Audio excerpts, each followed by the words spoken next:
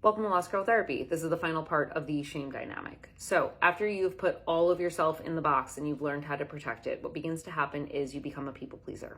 You learn how to constantly live for the expectations or the standards of others. And this is a really challenging place because if someone changes their standard, if they change their expectation, if they are no longer predictable to you, you can experience sensations of crushing disappointment that you didn't anticipate what they wanted from you.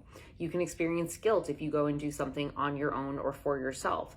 You can experience hesitation and an extreme sense of fear if you feel inclined to try something new that doesn't match the status quo.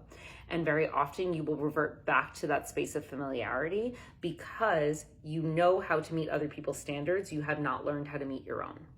So in order to break out of this cycle, you have to first dismantle the shame narrative that you originally got. And the way that I like to do this is I like to go back and think about childhood memories or any memory that really stands out where you first experienced shame.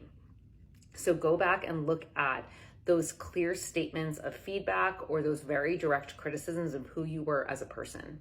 And then you have to challenge yourself to say, do I accept this as true now in my adulthood, or do I reject it?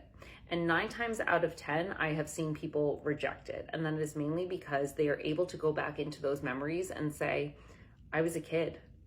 I would never have done that to someone else. I had such a harsh criticism of who I was that was completely disproportionate to the situation.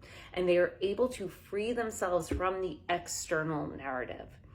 When you free yourself from the external, when you completely reject what has been given to you by someone else, that is when you can begin to make room for who you are now. That is when you can begin to get to know who you are and set standards or expectations for yourself about who you want to be as a person and how you want to show up in the world.